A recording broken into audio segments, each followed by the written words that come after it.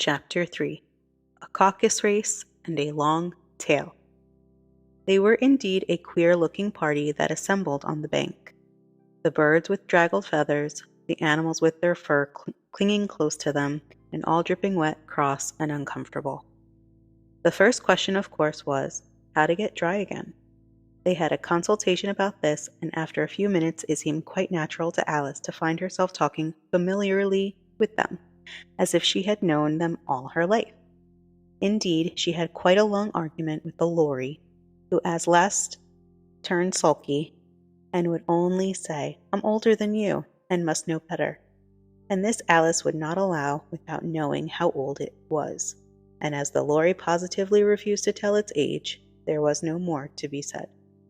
At last the Mouse, who seemed to be a person of authority among them, called out, "Sit down, all of you, and listen to me.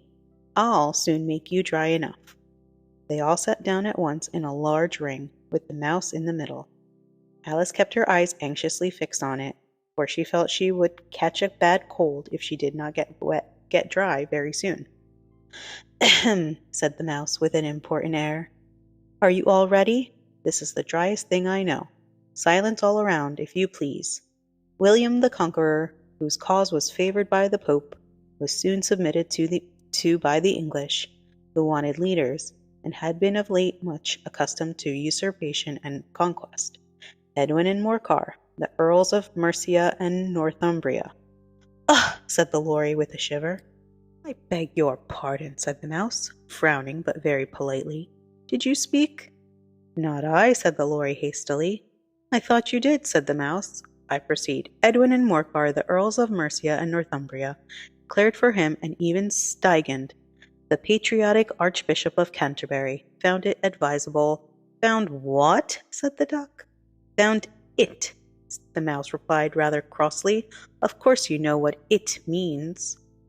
"I know what it means well enough when I find a thing," said the Duck. "It's generally a frog or a worm. The question is, what did the Archbishop find?" The Mouse did not notice this question, but hurriedly went on. "Found it advisable to go with Edgar Atheling to meet William and offer him the crown. William's conduct at first was moderate, but the insolence of the Normans— How are you getting on now, my dear?" it continued, turning to Alice as it spoke. "As wet as ever," said Alice in a melancholy tone. "It doesn't seem to dry me at all." "In that case," said the Dodo solemnly, rising to its feet, "I move that meeting adjourn, for the immediate adoption of more energetic remedies." "Speak English," said the Eaglet. "I don't know the meaning of half those long words, and what's more, I don't believe you do either."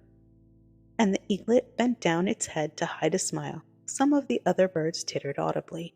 "What I was going to say," said the Dodo in an offended tone, "was that the best thing to get us dry would be a caucus-race." "What is a caucus-race?" said Alice, not that she wanted much to know, but the Dodo had paused as if it thought that somebody ought to speak, and no one else seemed inclined to say anything. "Why," said the Dodo, "it's the best way to explain it is to do it. And as you might like to try the thing yourself some winter day, I will tell you how the Dodo managed it.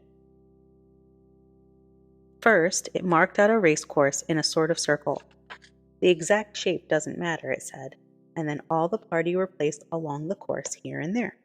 There was no 1, 2, 3, and away, but they began running when they liked, and left off when they liked, so it was not easy to know when the race was over. However, when they had been running half an hour or so, and were quite dry again, the Dodo suddenly called out, "The race is over," and they all crowded around it, panting and asking, "But who has won?" This question the Dodo could not answer without a great deal of thought, and it sat for a long time with one finger pressed upon its forehead, the position in which you usually see Shakespeare in the pictures of him, while the rest waited in silence.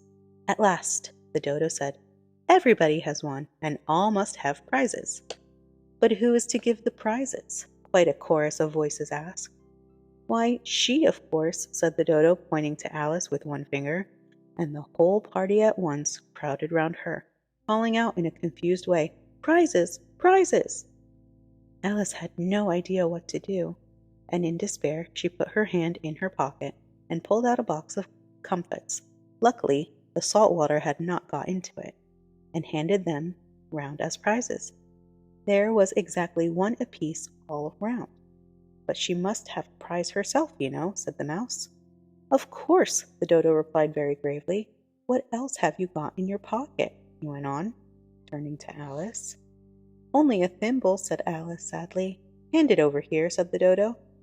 Then they all crowded round her once more while the Dodo solemnly presented the thimble, saying, We beg your acceptance of this elegant thimble. And when it had finished this short speech, they all cheered. Alice thought the whole thing was absurd, but they all looked so grave that she did not dare to laugh, and she could not think of anything to say. She simply bowed and took the thimble, looking as solemn as she could. The next thing was to eat the comfits. This caused some noise and confusion, as the large birds complained that they could not taste theirs, and the small ones choked and had to be patted on the back. However, it was over at last, and they sat down again in a ring and begged the mouse to tell them something more. You promised to tell me your history, you know, said Alice, and why it is you hate C and D, she added in a whisper, half afraid that it would be offended again. Mine is a long and sad tale, said the mouse, turning to Alice and sighing. It is a long tale, certainly, said Alice, looking down with wonder at the mouse's tail. But why do you call it sad? And she kept on puzzling about it while the mouse was speaking, so that her idea of the tale was something like this. Fury said to the mouse that he met in the house, Let us both go to law, I will prosecute you. Come, I'll take no denial. We must have a trial, for really this morning I've nothing to do. Said the mouse to the cur, Such a trial, dear sir, with no jury or judge would be wasting our breath. I'll be judge, I'll be jury, said cunning old Fury. I'll try the whole cause and condemn you to death. You are not attending, said the mouse to Alice severely. What are you thinking of? I beg your pardon, said Alice very humbly. You had got to the fifth bend, I think. I had not, cried the mouse, sharply and very angrily.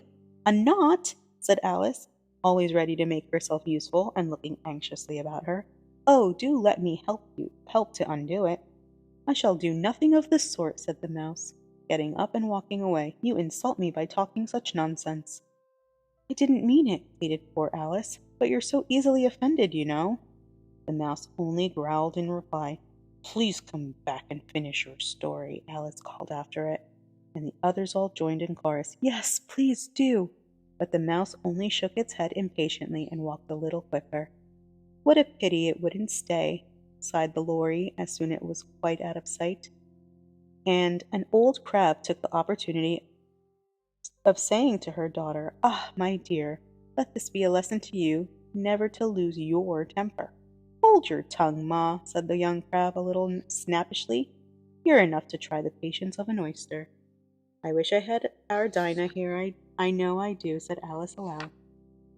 Addressing nobody in particular, she'd soon fetch it back. And who is Dinah, if I might venture to ask the question, said the Lory.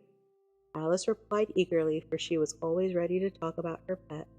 Dinah's our cat, and she's such a capital one for catching mice you can't think. And oh, I wish you could see her after the birds. Why, she'll eat a little bird as soon as I look at it. This speech caused a remarkable sensation among the party. Some of the birds hurried off at once. One old magpie began wrapping itself up very carefully, remarking, I really must be getting home. The night air doesn't suit my throat. And a canary called out in a trembling voice to its children, Come away, my dears. It's high time you were all in bed. On various pretexts they all moved off, and Alice was soon left alone. I wish I hadn't mentioned Dinah, she said to herself in a melancholy tone. Nobody seems to like her down here, and I'm sure she's the best cat in the world. Oh, my dear Dinah, I wonder if I shall ever see you any more. And here poor Alice began to cry again, for she felt very lonely and low-spirited. In a little while, however, she again heard a little pattering of footsteps in the distance, and she looked up eagerly, half hoping that the mouse had changed his mind and was coming back to finish